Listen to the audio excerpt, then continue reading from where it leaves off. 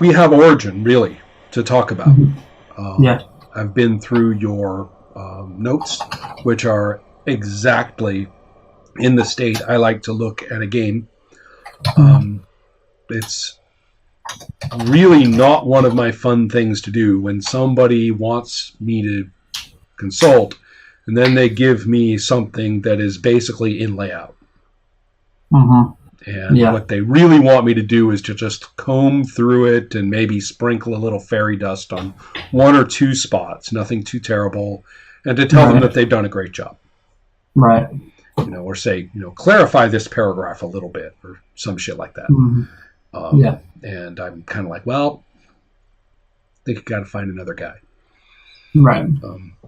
Especially if it's like 472 pages. Well, that's not where I'm at. No, this is just right. So here, I want to start with what may seem like a triviality. And maybe misinterpretable as just like an old comics guy who, doesn't think you kids appreciate it. Right. But that's not really where I'm coming from. There's method in this. I want to take a look at your ethical axes. Okay. One of them is the one versus the many, or the many, and subtitled The Gwen Stacey Dilemma. And this is an illustrative point that I've been through before with other people who've written superhero role-playing games. One person even based their entire system originally on this very thing. Okay. There's a question.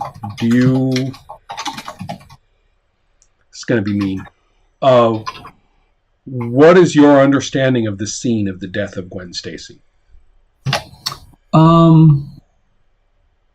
I haven't actually read the thing. I've seen it on in online that basically Green Goblin sets up where she's being dropped and the bus full of people is being dropped, and he saves the bus full of people first, then tries to save her, but in doing so he breaks her spine or something like that. I'm not sure where this got started, but it is in no way, shape, or form what happened in the comic. Gotcha, interesting. And there is a scene like it in the first Sam Raimi movie, but even that doesn't happen. What you said, but the dilemma is sort of set up anyway.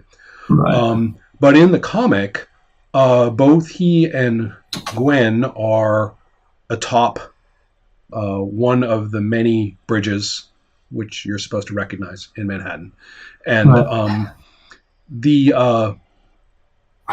the Green Goblin basically buzzes Gwen Stacey, whom he's stuck up there, I guess, or and so he flies right past her, knocks her off balance, and she falls. And Spider-Man catches her with his webbing, but her neck breaks at the backlash, rebound or whatever, and that's it. There is no other victim. There's no dilemma. There's no choice. Not at it. And the reason I bring it up is not merely to carp about that one spot or that one, that one issue in that one instance. Right. If that were all it were, then we would just shift to another more representative instance and my little cane shaking moment would be over. Right. I'm bringing it up for exactly the opposite reason, which is that such a situation is notably absent in the comics as a superhero supervillain interaction. I cannot, for the life of me, and I'm sure some fellow geek is going to point one out, but for the life of me, I cannot think of one in which I can hardly ever think of any one of them being set up by a supervillain anyway. And then second, insofar as I can sort of squeeze one or two almost examples out, it is axiomatic that without breaking a sweat, the hero lateral thinks the whole situation. Right. And it's not a struggle. It's not a dilemma. The heroes simply are built not to have to worry about that kind of problem.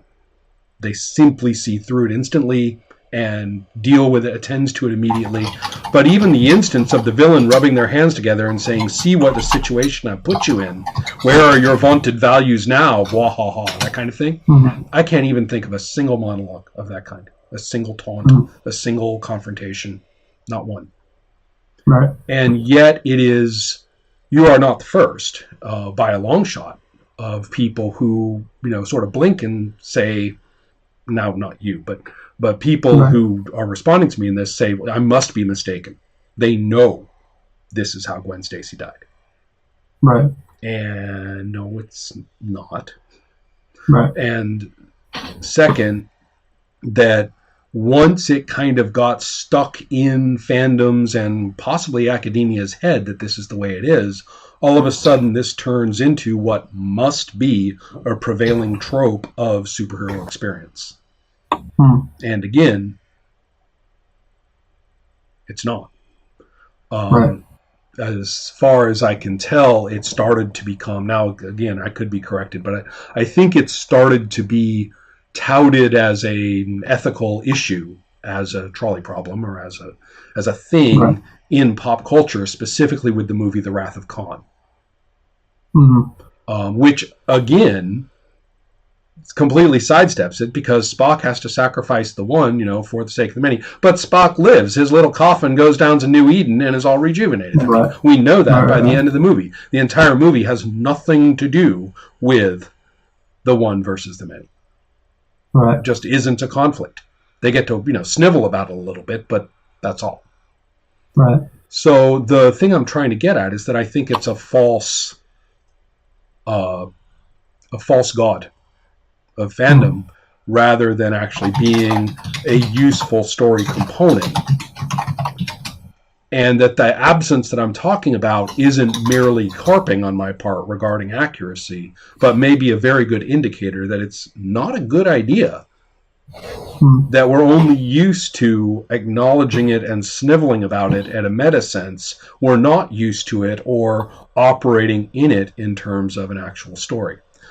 And I'm looking at your option called Overcoming the Problem, which is built specifically to get out of that one particular axis. I mean, theoretically, it could be applied to any of the other axes, but you don't mention it, and I can't see how. I can't think of an example. It's only in there, overcoming the problem, in order not to face the trolley problem. So by sticking that in there as one of the axes, and by providing this highly specialized option not to have to face it, you've got kind of a little hamster wheel in there that is really sticking out for me. Gotcha. Okay. Now, you could point to your example in that same axis of the Cyclops Magneto situation. Now, that's kind of interesting, because it's not about sacrificing the many for the sake of the one, or the one for the sake of the many. That's actually about supremacism. That's actually about our people versus any people. Yeah, I was trying to draw maybe a broader tendency out of it. But that is about the useful axis, though, the way I just articulated it. It's not a very pretty one, because neither is actually, how am I going to put it? It's not very pleasant to admit that on many of our own real moral axes that we do fall, in many cases, on the side of our people, my people, as opposed to any people. People would love to believe that we all are just automatically over there on the any people side, and the bad people are over there on the my people side. But then you ask a few questions and you find out that, it isn't that simple. So therefore, I think the Cyclops Magneto example is still a good one, but for an axis that actually is an axis that you do see in the comics and you do see in life. So, So anyway, that's sort of my one really specific, hey, I disagree with that moment for you to kind of ponder. Awesome. Thank you.